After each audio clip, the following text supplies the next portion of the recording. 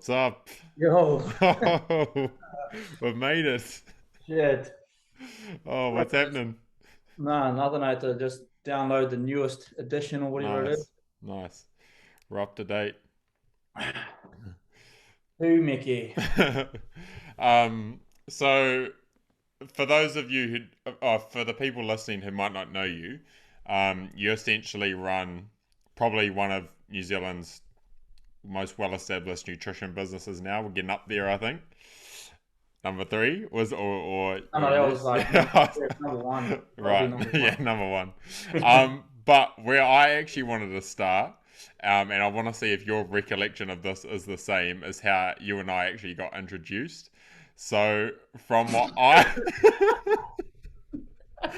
You sure you want to do this? right, It might be bro. throwing you under the bus more than me. So yeah, well, it's all good. So I remember that you and I got put into a group chat, and we got linked up basically to market or push like sports supplements. And all I remember is I asked you some question about like, can I match this protein with this pre for this price? And you literally said, "Fuck Cam, keep up."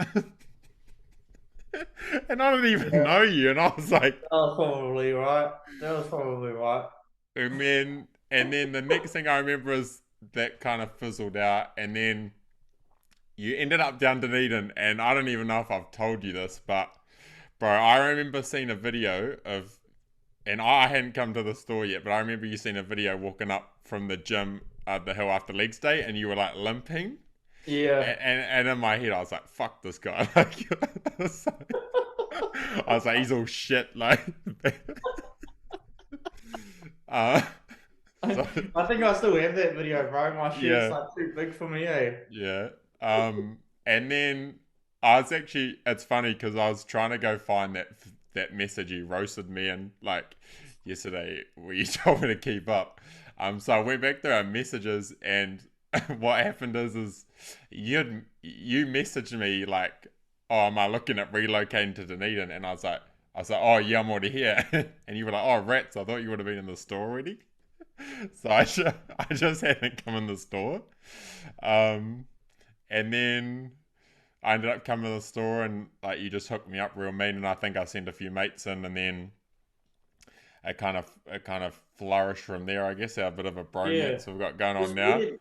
Yeah, it's weird, bro, because even when you talk about it now, I'm like, I don't even remember that life. Like that was like working for Fitwear basically. And then we're both just like two little dumb shits that thought, trying to make it big with doing what we're doing for other people and their companies. And I don't know, you end up leveling up so damn quick that you ended up realizing that the guy running Fitwear was a fucking idiot. Mm. And then we were safe doing our own things. But even with that, like you telling me that now, I was like, yeah, I actually remember being like that, and I was like a real piece of shit. Yeah, yeah. But And you then I know, meet you, and it was just like this weird, bizarre sort of nothing. And then all of a sudden, straight after that, we just clicked. And mm. And do you know what I think the turning point in that, because I was going through these messages yesterday, and they were like making me feel funny because I was like, this is a completely different time, like you said. But you had like wanted me to start like working in the store, and I remember I made this little Facebook page to start pushing stuff. And then what happened is, remember Simon tried to kind of shaft you and like say I had to actually work for Explosive. Do you remember that? I can't remember that now. Yeah. Wouldn't be surprised though. Was this like when I was OG back then? Yeah, Yeah. this is like early 2016, so this is going Oh, I back. wouldn't be But surprised though, bro. Yeah. Fuck. um, and then what happened is I was just kind of like repping the store, and then I think if I'm correct, you had someone else working there at the time, and I think whether you just found them good or you weren't sure if they were like nicking a bit of stuff. Yeah. So then you just asked me to work a few hours, and that's how it started, pretty much. Yeah. Yeah, I can't quite remember when the relationship with Simon ended up faltering, bro. But it was just real funny. Like I said, the only way I can really remember is that it's kind of like levels, and then you easily be naive and think somebody's a lot bigger than they are until you learn the ropes, and then you Mm, realize that they had no fucking clue what they're doing. It's like the same as like parents, like mm. when you're a young kid, your parents know everything absolutely right, and you grow up a little bit and you start being like, you know what, man, like until you do the route, you start learning that what's actually the right sort of things that happen. So then I just fizzled off and never talked to him again. And he pops Mm, up, like still today, pops up every couple of years. Oh, good to see you doing well, bro. And I'm like, oh, fuck the fuck out of here. mm.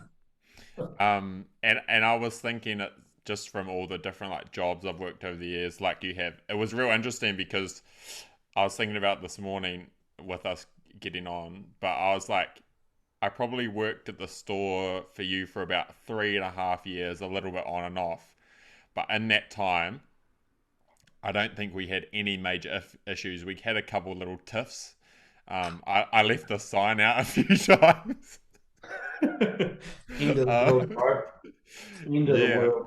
But other than that, like, to be honest, in every other situation I've been in for that, well, lesser time than that, but I've always had like issues or people haven't like we've had big blow ups with it. And I think me and you, just because you were always honest with me, like I think that one time that I just competed, I don't even know if you remember this either, but I just competed and I was having a bit of a wear and like I remember like everyone else around us in the store and that or at the gym or whatever was like kind of sympathizing with me or just agreeing with me.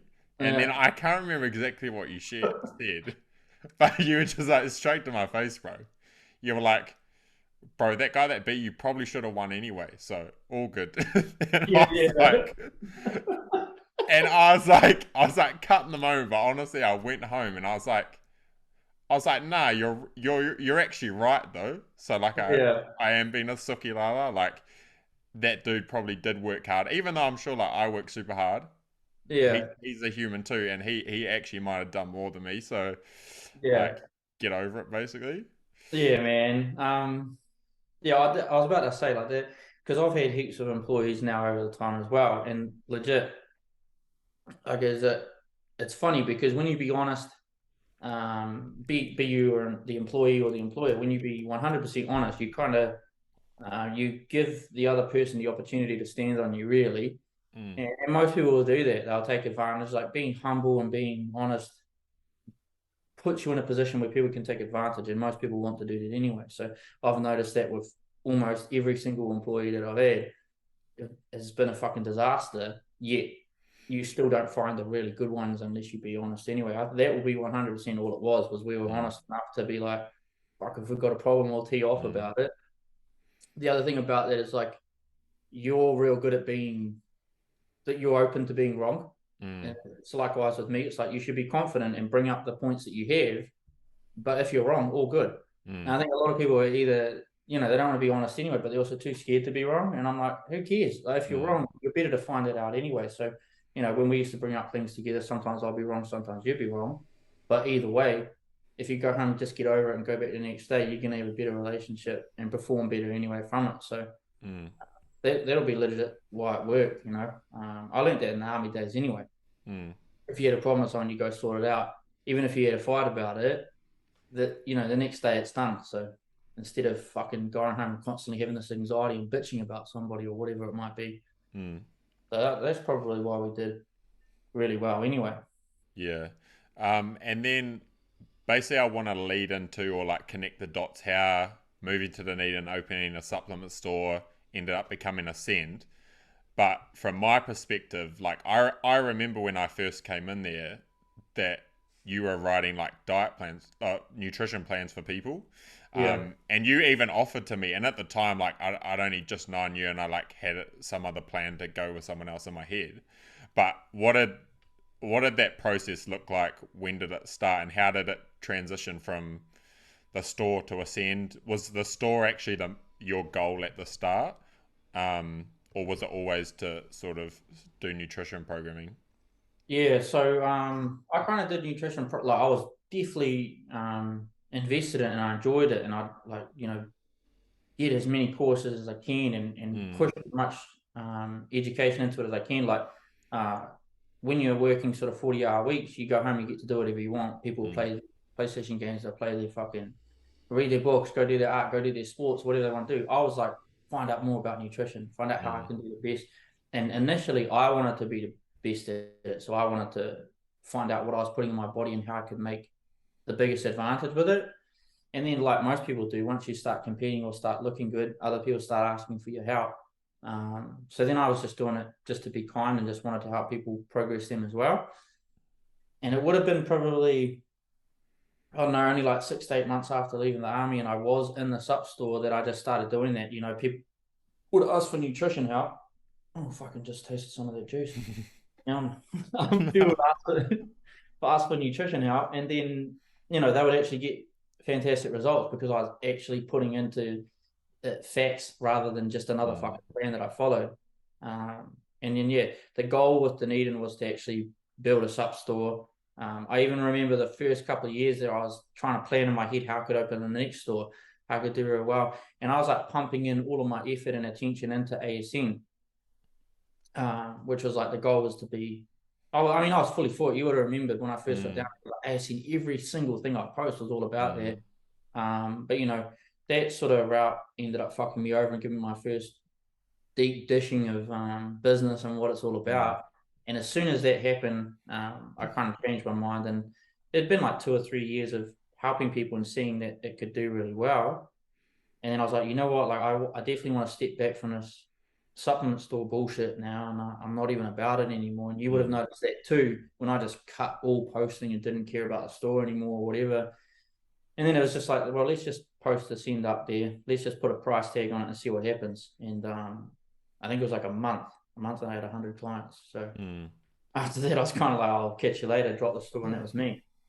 Yeah, there's two things I feel that are real interesting when I look at that from the outside, or and even get into watching it in real time. But one thing is that you were able to, you had a goal and a business model, but you were able to actually pivot and go again and readjust it for, I guess, what was more suited for you, but also what you enjoyed. Like Yeah, you weren't just like, hey, I've got the supplement store. This nutrition program means going really well, but I'm just gonna fold that and keep doing the store because that was just my like one goal I needed to tick. Like you pivoted really well, and I think honed in what you were good at and made the most of that.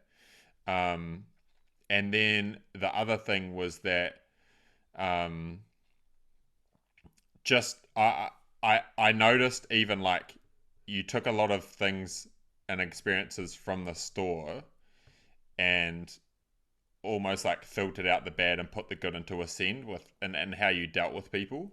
So is there any correlation like between what you learned at the store to what you applied to a send? cool.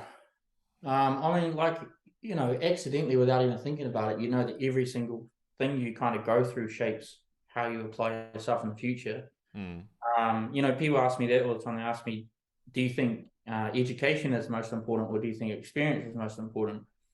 And I think if you learn education wise the basics really well, and then you had ample experience, you'll do 100 times better than somebody who does the opposite and learns mm, education 100% and fuck all experience. mm, You kind of see it on Instagram today. People can post up the really in-depth scientific knowledge of something, and they will be real geniuses with nutrition and like muscle work and stuff like that. But they can't apply to people, and so it's like a doctor with terrible bedside manner, mm, and they're going to go anywhere. Yeah, if you tell somebody, I mean, you can see them on Instagram again, the same people who are just like calorie deficit, mm, it's like the fucking borderline surface of nutrition. They could go much better because they know how to talk to people and they know how to help encourage them and stuff like that. So I definitely learned the basics really well, and then over time slowly got better and better at going down specific routes to make me be even better at it. But I mean, people constantly coming through the store and talking to them, socializing with them, seeing what they actually struggle with, learning about them, and how to basically read the room, so to mm, speak, is one way of saying it. Apply yourself differently to different people. Help them a lot better. And yeah, without that sort of, as much as like it was a struggle, like customer service face to face is a struggle. Without that, it definitely wouldn't be as effective as I am now through emails. mm. Because emails take away the emotion, so you kind of have to be good at reading through the lines. Right. Um, So I'm gonna try and share my screen now. Can you see this? Yeah, Can you bro. can you see what I've got up now? Yep. So I basically want you to just give us a bit of a rundown about where Ascend at is today, and as you can see, I've got. Can you see I've got your Instagram up? Yep. Yep. So essentially, I think the main point of difference with your business is um, how for lack of a better word, savage some of these transformations are. Um, and there's heaps of them. And it seems like the one thing I notice when I look at your clients is their results that are over a lot longer period of time than a lot of your competitors, and they seem like quite sustainable results. Yep. Um, do you think that'd be sort of pretty bang on? Yeah. Yeah. Like like it's one thing to write a plan for somebody, and it can definitely work really well. I get asked that all the time, and I find it hard to answer the question when people say like, "What separates you from the rest? Like, what do you do differently that makes you do better?" Mm, And in all honesty, like most of that answer is just I really enjoy doing what I'm doing. I pay attention. I work hard. Because I find when it comes to nutrition, you can give someone a plan they could do well for a short period of time, but you really need to work with them. I put myself in their shoes, so the more they tell me, the more open and honest they are about, what they struggle with, what they're good at. Even mm, I can almost tell myself, imagine that's you. Like, what are you actually going to struggle with here? Like, what is actually going to make your plan easier? And so when you do that with people, like you accidentally give them the tools they need to apply it to themselves better. Cheat meals, for example, is something that I put into most plans because they actually help people. And it can have a negative effect on people if they can't control things. But most of the time, it's their mindset. So it's like mm, people even say to me, "Hey, I don't want to have this cheat meal because I'm heavier the next day." And it's like, well, that to me, that's obvious. Okay, you ate more. There's probably a bit more carbs and sodium. You're probably a little bit heavier. But then you simply telling them like, this is supposed to happen because you are eating a bit more. There's a little bit more carbs and stuff like that. So you're going to be heavier tomorrow, maybe even the next day. mm, But that big impact to your fuel, that like you're getting that boost, you're getting that in the system. Your body's getting like a short period of time where it gets a little increase in your hormonal production that might have been lacking thanks to being in a diet for a long period of time. That helps you push harder for a few days. mm, It's also the mentality of being like, now you don't have to be like so strictly like waiting for a cheat meal and picking at little things, along the way that causes you to have an extra 100 calories here, 300 here, 200 there. And then you explain it to them and they sit there and they go, okay, you know what? It's actually all right. I'll just leave the scale alone for a couple of days. I'll see what happens. They lose more weight and then they, apply themselves better and they can understand how to put that into the plan. mm, But that's just one of hundreds of examples of how you work with people and try to take it step by step and learn how to work them better. Ideally, you still have to give them a plan. You still have to give them something that's structured so that way you can actually work with them because I need to know what they're eating and I need to be able to mm, make adjustments.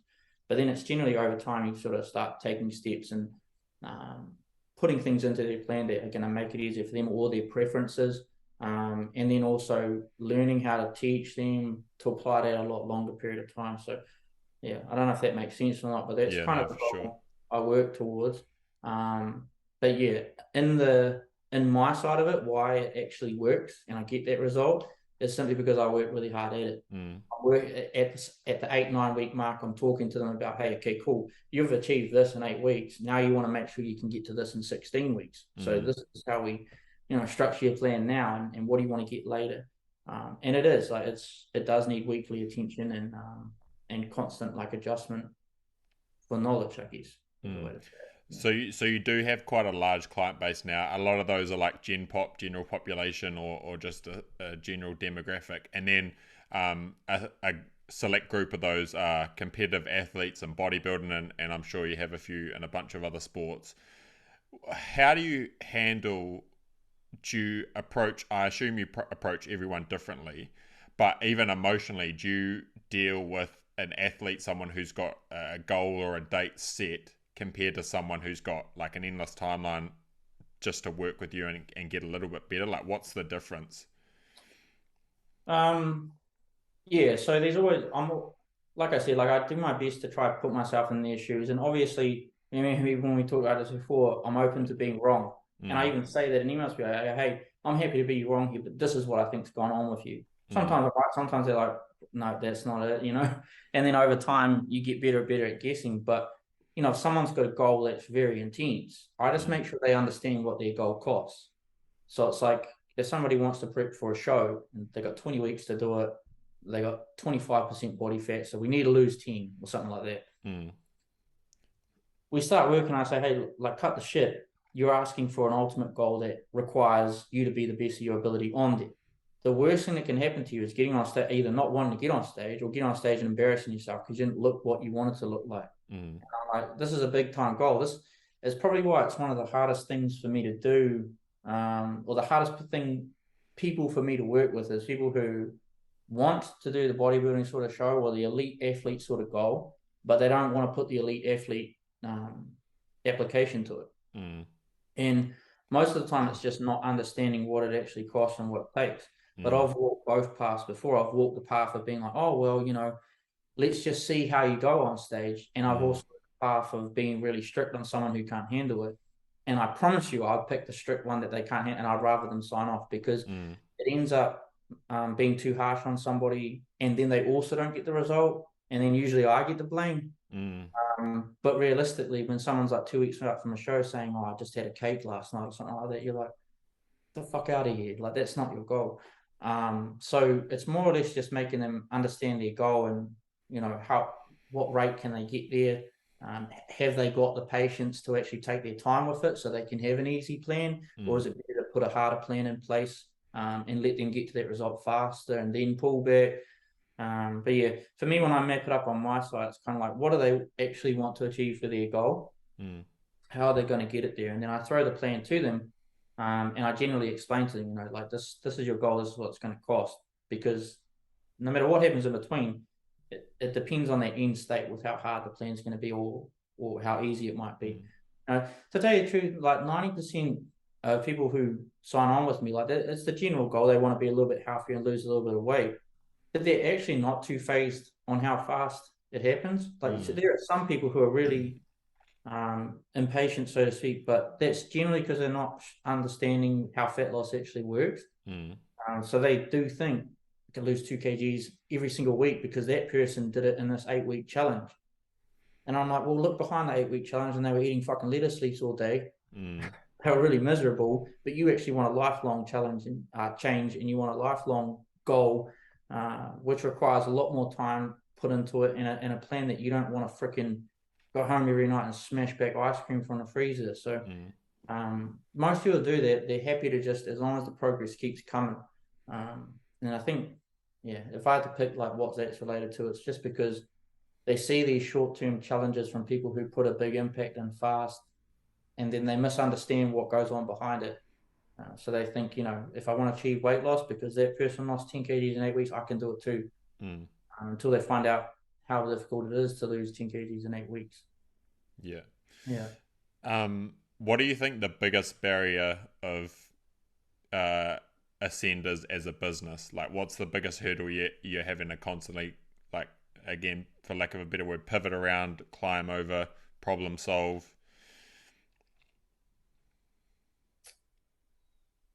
For business growth or for personal? Business. Yeah. Probably for business growth is just like, I can't multiply the skill. Mm. So it's very difficult to sort of be able to offer my services to so many other people. Like this year alone, I've only been open like 2 months. Mm. So, for people signing on, I open, it's usually like 2 weeks that I'm open for, and I'll get 30 more people because there's been people waiting for a long time, but I can only limit what I can do. I mean, even if I've looked into and I'm sort of working my way into getting an app done that has less effort from me to still give people something. Mm. But even if they get that, that's still not going to be the same approach as what we just talked about. Like, it's not going to be the same attention to detail, the same, understanding and learning, because there's basics to learning nutrition, there's basics to understanding how to progress a plan.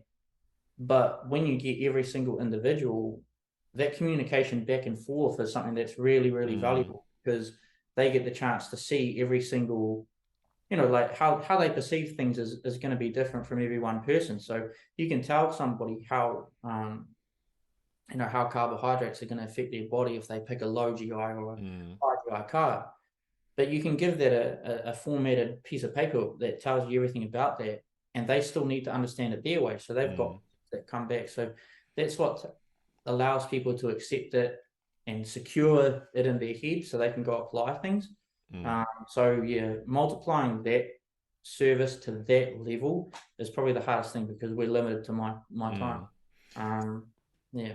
Because obviously, when you start a business, and I'm about to find this out shortly, is the business is, even if you set it up as a brand and you envision to build a team, a lot of that brand is built around you. Like I'm sure, like a lot of people still now who come to Ascend, it's because of you. Like they want Phil to be their nutrition coach. Yeah. Obviously now because your client base is bigger, some people just see the transformations and they'll inquire.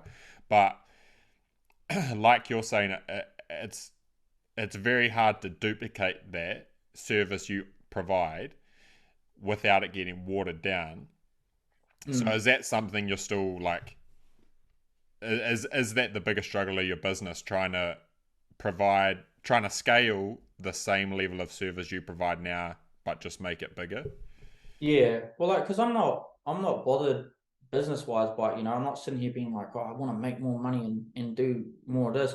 It's Mm, just more like I want to be able to help everybody who comes. mm, So, having to turn people away is probably the hard part for me. And that's why I said it as a personal business, because for me, I want to accept everyone. Like mm, the messages that come in aren't just I want to lose weight anymore as mm, well. Sometimes people who are talking about struggling with like losing weight themselves for a long period of time, and I know how to help them. mm, But then you see that message and you have to say, hey, sorry, because I can't fit you in. And so it's more so like I just wish I had something available for people to grow a lot further. And so that's what I'm trying to work into, because then I feel like if I can adapt the service differently, I can give people like a short term, really big, valuable hit working with me one on one, mm, and then move them into something that is less attention from me, but still has the same applications, and still has like a library of lessons for them to follow.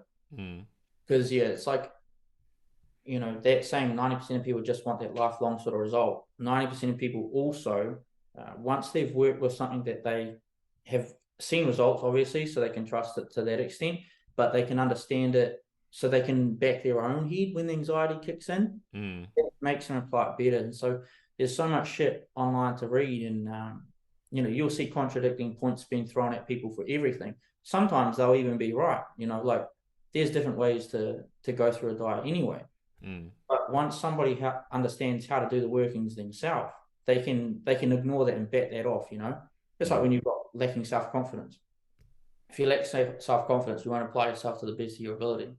But it's like, but if you go home and you work on yourself and you build that skill that you might have been lacking, and then this is 100% how I apply it. You're not going to listen to anybody else, any naysayers or whatever that try to put you down, because you know damn straight that you that work. So it's like that sort of level. Once you apply it to somebody, then they can follow a map without the constant support. So that's what I eventually want to get to, so people can pay a lower ticket price, need less attention, but still can achieve high quality results. mm, But yeah, it's just more hard not being able to help out that many people at mm. once. Yeah. So what is the focus for Ascend going forward? You've obviously established this business. You've got a large client base. You've obviously just come out with a pre-workout, which must be quite cool after like getting your come up, like working on supplement stores. Yeah. Um, but do you have like a 5-10 year plan, or do you play it like literally day by day? Because I know that's kind of what I do. Like work Yeah. hard as I can this day and like try again tomorrow and just is that where you're at? What's the sort of long term focus? Um, yeah, so there's one part that I won't share because Mm, that's a big goal that requires a longer story, and I know there's still plenty of failure along the way before I can get there, so prefer not to. But the ascend as it is today, and where I want to get to, is kind of like what I touched on before, with that having some sort of option for people to step down to that they can still progress with. And it's going to be mm, some sort of app, but I want it to be like a community based thing where people from all different walks of life can come in and almost be like this online gym sort of thing where they can Mm. support each other. Everybody grind, everybody shine sort of thing. It actually works. And I don't know if it's just where I'm from or the experiences I've had, but talking about it like this is hard because I know there's so many people out there who are like, shut the fuck up, Phil, like you're Mm. fairy, you're up in the clouds or whatever. But I'm like, no, I see this. I work with thousands and I've seen like the the complaints and stuff that you see on Instagram, like people always like, oh, I just don't like it when people are looking at me in the gym, and Mm. I wish I felt more confident in the gym to help lose my weight, or like smaller men are like, I don't like training in there because I can't lift much. All of this shit's just like most of it, like it's in their head. Mm. There's like only a few people out there who are pieces of shit that make people feel like shit in that environment. Like I've got young men who are like 18 to 20 years old, and they froth more over seeing like old women bash the shit out of the weight Mm. session for Yeah, them hard. and support them, and vice versa. Like the older generation love seeing the young ones actually put effort in and come Mm. up. So I want like a place where their self confidence is going to constantly get built by, and they've got it in their pocket all the time. I mean, Mm. along with that, obviously, the nutrition and the training support with that is going to be there, but I just don't see that as the biggest important, or the biggest important. I don't see that as the biggest driving factor for people anymore. Like Mm. they can follow these plans, but it's all about like the mindset, where they're focused, how they're applying themselves in the environment they're in. That creates like the huge change. And so, like I said, that's why I think I do a lot differently, because I spend a lot of time working on that with them behind the scenes, so they apply the plan better. Yeah, Mm. yeah, that's the goal there. Yeah, Right.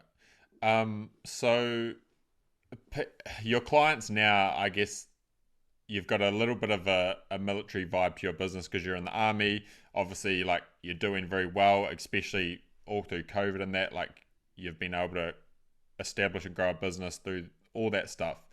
But what I want you to sort of go back to is your upbringing, because I know bits and pieces of your upbringing. And for example, the town I know you grew up in, like pretty much everyone listening to this won't even know where that is. So if you can just just where you kind of grew up, what primary school and high school was like, and even maybe like how you even went to the military or the army. yeah. Okay.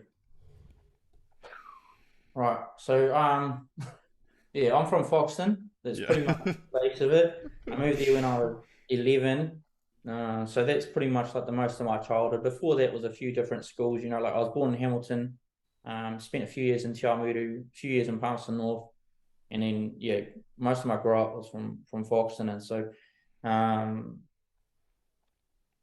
yeah, I don't know. I always say to people that I was brought up in a place where I was fortunate enough to see the struggle, like a struggling environment, but I was well benefited in it. Mm. And I'm definitely not from a family that's rich or anything like that. But I mean, what I say is like we were always fed, Mm. you had your birthday present. So it's like, we didn't really lack anything from childhood, but I got to see all of that. So, um, most of my friends were experiencing like the sort of struggling sort of thing around then, I guess. But yeah, I grew up in a spot that was like, I was the token white guy more often than not. Yeah. And so you had to learn, because physically I wasn't as effective as the other people as my peers. They Yeah. were beating like that, so I had to use my mentality to get there. So I just very, very humorous was kind of my tactic with it, and helping people with the intelligence sort of thing. Mm. I mean, even in college, when my first couple of years in college, I was in like the low grade. The cabbage class. Yeah, I was like a Yeah. white boy in there, and but I used to write my answers on the paper, and I'd hold it up so the boys behind me could see them. Right. So then they would copy my answers, and then they had my back because I had their back in the classroom. So then it was quite funny because often we'd go to parties and stuff like that, and then people would try to pick on me, and they would beat them up. It was awesome. So then I started learning that like recruitment process Right. of like getting like the henchmen that had your back sort of thing. But um, yeah, that's sort of where I'm from. I don't want to go too much into the violent side of things, Yeah. the stories that Yeah. But Few after tussles here that, and there. yeah, fair few tussles, man. Um, I still remember getting like a real big hiding for my shoes once, and they were from the warehouse. They were just white, and like we were walking home, me and one of my mates, and it was like six dudes. And just like, what age would I have been? I would have been maybe sixth form, fifth form, or sixth form. This kid is just like, "Give me your shoes," and like I've never ever been like Kate. Like I was like, no. I got rolled by like six of them. So it's Oh, for my oh, freaking fair. $15 warehouse shoes. Like the fake white vans. Yeah, Yeah. yeah. But that sort of shit was nothing, man. After that, like I wanted to pursue acting, do Mm, like performing arts and stuff. So I even got into that Auckland Toi Whakaari mm, performing arts school. Um, but yeah, that's when I kind of bumped into and met Paul Kingy, who was probably the big shift in my life and my direction. That's when I was like 16. Went around to his house because I actually asked his daughter out, mm. and she said that anyone who wants to take me out has to see my dad first. Right. So and I've told you this story, and I just like Yeah. knocked on the door, and he filled the freaking doorway, and he gave me like a few hidings and stuff, trained me up a bit, set me up with heaps of like fights with like older kids all the time. Try to get me, but like it was me because it's like I loved it. Like I Was this kept when going he back. had like a little like brawlers club in his fucking Yeah, backyard? out the back, like you just go out the back row, and it was mostly like 18-year-olds, and I was only 16, so he'd just Mm, pair me up with them and um, have at it. But and then I just changed direction, went to the army and experienced some similar shit there, man. mm, So I was a grunt in the army, which again, um, yeah, it was pretty rough. I always like gravitated towards like the same people I grew up with anyway, man. So mm, like most of my friends were more like the Maoris and Islanders and stuff like that, and they were always bigger and tougher. So mm, just had to kind of get with it. Um, but yeah, and that's kind of what forced me to become much more of a man, I will say. mm, Um, that I talked about this the other day actually, is like that's kind of like a big thank would be to the army for the mentality I have today. mm, Like no matter what happens today, I'm completely different on the other side of the screen. I really want to help people, and I understand how hard it is to level up, become stronger, because I know that from myself being younger. But on my side of it, no matter what happens, man, I truly, it doesn't matter if it's someone else's doing or someone else's actions, or if it's just complete being unfortunate. I'm like, it's my responsibility. I take care of it. mm, It's like if it's happened today, I've got to do it. It's my fault. Sort it the fuck out, because staying here and complaining about it ain't gonna work. And mm, I think that for the army, because at the army you kind of just got dealt whatever you got dealt, and you had to do it. That's it. mm, The way I said it was like sometimes you'd get up and you'd walk 40 k's with like 40 kgs in the back, and then you finish and you get to the where you thought you were going for the night. I say, "Oh, hey guys, we got to go back." And then like your reaction, like imagine being told that, like imagine walking 5 k's anyone today and they get told, "Hey, sorry, we've got to go back that way." What the fuck? I'm gonna Whinging. Uber. I'm gonna get Yeah, an Uber. but we used to just be like, "Oh, really? Okay." Mm, Like, that's the kind of level you ended up getting to. It's kind of because it was just like, so what? This is what you're doing. You chose to be here. You can leave if you want to. mm, And so I kind of apply that to life. It's very. It wouldn't have happened straight away. Like I would mm, have moaned. The first couple of years in the army, I would have been bitching and moaning all the time. mm, But then once you bitch and moan long enough, you realize it didn't achieve anything, and then you stop, and then mm, you find out that you just do it. mm, And so that's kind of what I mean is like today, of course, some things still bloody hurt, but you're kind of just like, and what? That you're here, it's happened, mm. fucking deal with it. Which like helps me get through things a lot faster anyway, or grow a lot faster. Um, and yeah, Yeah. Do you think you would be in the same position today if you hadn't gone to the army? no. No. What do you think? Do you think you'd be? Uh, but probably just a bum, man. Like, not Right. not like full on a bum, but I'll probably just fuck all, like Mm, doing like nothing. Like I don't know, man. It's hard to explain because like so that's why like I disagree with so many directions with the world at the moment, because it's like it's very like kind, caring, take your time, be nice, and support, and Everything's Mm, linked that way, and I understand that because if somebody's like a ruthless person and they're mm, constantly aggressive, that's completely unacceptable. You need to have some sort of care and kindness to it. mm, But I know for sure that if you really care and you really want someone to do better, you need to be productive, not just supportive. mm, Of course, when you fall down, you need to be like taken care of and helped to get back up. But mm, I think like the way the world kind of works at the moment is kind of like take care of everybody and let them stay there as long as they need to. Because if you let someone stay there as long as they need to and you keep supporting them, they're not going to move. mm, And that's what would have happened if I didn't go to the army. I would have just been chill and sweet with it. But um, you get dealt some things that or I got dealt some things that it's just like you couldn't just stay there. You had to move your ass, and so mm. it just is what it is. Yeah. I So, don't know what it's like today. I know that it definitely started getting much less that oriented before I left. mm, When I got in the army, bro, you like straight up, you would stand there and somebody would walk up to your face, eye to eye, and be like, "Fucking look me in the eye." And then you would look them in the eye, right? yeah, What the fuck are you looking at, cunt? yeah. And then they'll be like, "You fucking maggot." Like I got called Herpy for 3 months. I got called Herpy. That was my name, and it was like shit like this was like nothing. And Yeah, like if you got in trouble, they would just walk up head or guts. And it's like you had to answer, and it meant they would punch you in the head or in the guts. right, And then you'd say guts because you don't want to get punched in the head. And then they'll punch you in the head because you're weak and you pick guts. right, right. And so it was like this ruthless shit. And I know, like obviously it gets frowned upon of being too ruthless. But then by the time I'd left, they'd gone so far the other way it was wrong.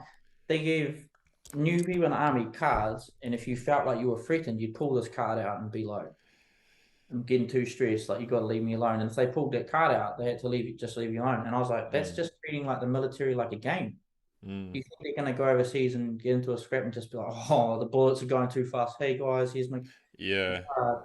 So it's like, yeah, I just think it's just linked too far one way. right. And so talking about just your experiences and how that dictated you as a man now and just in the way the world is now, you've obviously got a wee one um, about to be born in a few months. So Yeah. do you think about just raising them in how the world is now? And also, obviously, you're living a very lifestyle to your upbringing. Um, you've established a successful business. I guess, like, I don't know if I really like the term, but you could be classed as like a hyper successful man.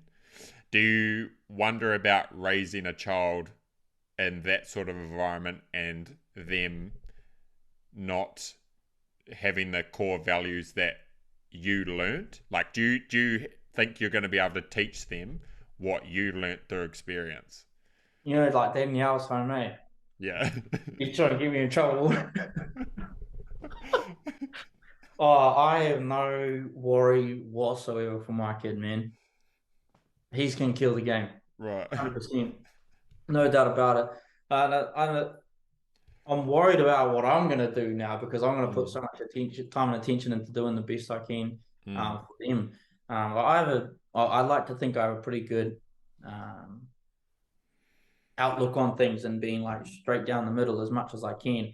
Even when new topics are sent to me as facts or whatever it might be, I'm always like, okay, cool, that sounds believable. I'd like it to be that answer. mm, What are the other possible answers? So I try to find my way. I do understand sort of what you mean. Like if they're brought up in an environment where it's more privileged, mm, like that, which is a factor. But I'm not like I won't let that happen. mm, I definitely will give them every opportunity they can. I think that's a big advantage that um, a wealthy parent can give their kid is being able to like at school, go to a school that offers all the extracurricular activities that are possible to them, so they can try every single sport and they can try every single like I didn't know like everything. mm, So they have every opportunity to them and they can find out what they love. That gives them a better foot up. Um, but I'm not gonna let it let it be too privileged for them. If they for my kid, man, it's like there's a lot of parents who who break and fold, and I know that even seeing this, they'll be like, "Oh, you don't have no clue, Phil. Wait Mm. until it happens, and you won't be able to do it." But I really will be able to do it. Like Mm. when there be a little shit, I'll be like, "Sorry, you get nothing. The Yeah. game's gone. The phones are gone. The free time is gone." And I'm like, That's I was talking to Hannah last night, and we were talking about this, and then I was like, yeah, if my kids like pick a tantrum in the supermarket, I'll just be like, well, sweet, you don't eat tonight. "Yeah." But yeah, so one of Danielle's friends actually, I love this story. They wouldn't eat their dinner when they were out for dinner, and so she didn't actually give them dessert, and gave all her other kids and her dessert, and they all ate dessert in front of the kid, just sat there like. yeah. But I was like, you've got to do that, like you've got to stick Yeah. to it, because it's like when if you fold, they'll keep pushing you forever. But if Mm. you don't and you hold on to it, I'm not gonna say that I'm gonna fucking nail it. Mm. I just know that I'm gonna be real strict no matter what the cost, because I know what happens on the other side of it. Yeah, I feel like because I know that in the moment, my kids or even me as a kid didn't appreciate those things, or there were instances I wish that's how it got handled. But me now, I'm looking back and I'm like, I wish my mum and dad maybe like put the foot down a little bit more in that instance or handled that a little bit more like that, you know? Like in the moment, I wouldn't have liked it, but at this age now, as a man, I would have appreciated it, you know? Yeah, well, that's kind of like how I was talking about before, like that sort of tougher experience or tough application to an upbringing works better, but it works better later. Like Mm, that, but it's like everything in life. Like a lot of people come up and it's like they're afraid of failure, or maybe it's that they think the failure is wrong, like that. mm, And I'm like, like it's happened so damn much. Like it literally happens so much, and it like even now when something bad happens to me and I'm really struggling, inside of that moment, I can be like, this is all good, man. Like, because in the future, you just hold on and you keep going through. Because in the future, you're going to look back and be like, fuck, I'm glad that mm, happened. And if you don't teach people to sort of push through those hard times, they're not going to be able to do that for themselves later. mm, And I know that, you know, um, it looks like they can. Like, the world's starting to look like people fucking can. Like, I seen somebody post up the other day. I feel like employers, when we go in for the interview, employers should bring their employees to give us references, so we want the job. And I'm like, wait, fuck off. Like mm, I'm like, do you know what every single employer would say? That fuck off. Go, mm, don't work then. We don't mm, need you. So it's like that sort of attitude is like what's going to keep feeding down if you don't show people to fail. Like what's that person going to do when they bring that attitude and nobody hires them, and then they realize, shit, I've got nothing. mm, Well, in New Zealand it's okay because there's a yeah, good support, or there's an okay support system so far, but mm, that sort of fucking is the best metaphor that I can put to it. Is like why you gotta really have that pressure and understand that it's okay to go through it, I guess. mm. So, Mean. So I know you are a busy man, but before I get you out of here, do you have one sort of like standout, I guess, rule of thumb or moral or like lesson you try and live by pretty consistently in everything you do? Or just one piece of advice or one major thing you've learned in business or just in the army or anything that is sort of constantly present, like you're constantly reminded of it or you try to apply it to everything you do? there's a few. Uh, Any gems? It's hard to uh, pick one. it's funny you asked this, bro, because like a lot of the mental game, I seem to learn so so many new things so often that I'm constantly asking myself, fucking hell, Mm, what am I actually sure that I'm all good and working to the best of my ability now? Um, but I mean, there's a few like being absolutely deathly honest with yourself is probably one of the most mm, important things that I do. And I say that knowing that I still struggle to be. Especially when heart gets involved with things. mm, That's a motherfucker. yeah. But like you have to really, really think about it, really be really honest with what you do. Mm, Um, because if you're not, you won't apply yourself the best you can. You'll make choices that you don't even like, And it's like if I take it away from business and give an example that I'm sure most people can relate to, is like a relationship. Mm. If you're worried about a relationship or something in a relationship, you don't bring it up. That's not being honest. Now, yeah, you might not need to bring it up, but if you don't bring it up, you're gonna always have that problem. That's gonna slowly infect the relationship, make it worse and worse and worse until you snap. Mm. And it's the same as like if you're in a relationship with a friend or a partner or whatever it might be, and you don't stick together or you don't agree on things or whatever, that environment is sort of going to let you go down a path that doesn't really let you propel to the best of your ability as well. So it's like Mm. always make sure you take your time. I think that's what a lot of people meditate with, is like go home, make sure you talk to yourself, understand yourself. That's how, like, I've talked to you about religion a fair bit, and I'm not fully believing in God and stuff like that. But I think Mm. that's what, if I was to relate to it, it's kind of like that, how people pray. Yeah, I know they pray for to be thankful and stuff like that. But it's like, even if you didn't believe in there's a God, but you talk to yourself about that, that secures it in you better anyway. Like, be Mm. thankful for everything you've got. It reminds you of it. Make sure you're being real. You know, make sure you tell yourself, what else do I want to achieve? Where do I want to go? So it's almost like, even if you pray to yourself, that's kind of like the meditating that will make Mm. sure you get up in the morning and stay in the right path. So to Mm. speak. And I'm sure that somehow relates in the way you are. But yeah, I think honesty is the best thing to be. And if I was giving it to someone else younger, like if I was to tell a younger me, it'd be like, be honest with yourself. A lot of the time, you're gonna wish that you didn't, but that's wrong. Like, Mm. there's gonna be a lot of times where being honest, like I said at the start, is to get you stood on, but it still pays off. Like, being honest that to the point where other people get to take advantage of you, it's okay because you get to see that. So you get to Mm. see that really fast, and you can fuck them off. And even if it's painful, you're like, oh, I wish I didn't say that because then I'd be all good. You wouldn't have been. Mm. Just get through it straight away. So yeah, I think it was. I always remember this. I'm assuming it's you, but I remember at the store, scribbled on the wall, and like I think it was the back right corner, was demand more of yourself, and that must have got written up. I'm assuming it was you. yeah, Um, in the first year you were there, and it was always there.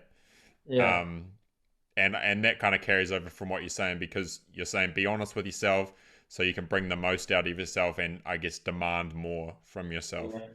yeah. So it all kind of interlinks. But that's awesome. Thanks for that. That was pretty fun. Good Um, for that. I know you're busy, so I'll let you go. But I reckon we should do this again. Yeah, Hopefully, bro. I'm sure we pissed a You few know, people off. yeah. You know what? Is like a cool thing to do is like doing a do Mm, live live chats. I seems it works sort of yeah. well. These things are always awkward to talk about because it kind of like puts you on the spot. Even when you're asking me things like this, it's like I'm like, oh fuck, I don't really know. I guess that's one thing about me that is somewhat frustrating, but is also responsible for why I am where I am. And it's like, Mm, my mind goes so damn fast, man. yeah. So when somebody asks me a question like you said, that what's the most important thing? There's like 20 things going. That's really Yeah. important. Yeah. That's really important. That's really important. Um, and so that's like a real big thing for me. That's a disadvantage and an advantage if I can learn Mm, to focus. When you talk to people, you get to hear their responses and see what they actually want to know and stuff like that, which is real fucking mm. good. But yeah, just Yeah. Well, I thought for like I've done a few of these now, and they've been a bit formal, but I thought particularly for you, I just wanted to keep it a bit more organic. So I know I put you on the spot, but I feel like it'll resonate with anyone who watches a little bit more. yeah, it's hard, Uh, man. It's hard out there for a pimp. Just, yeah. just That's the bit I'm gonna clip and post, bro. it's hard out here for a pimp. You see my bikes I just put today, bro? Yeah, I don't know Da, what da, that da, da, was. da. Oh frick! All right, bro. Well, thank you for doing that. We'll keep in touch anyway, but um, yeah, just keep grinding, keep doing your thing. Sweet, brother. All right, easy. Have a good one. You too.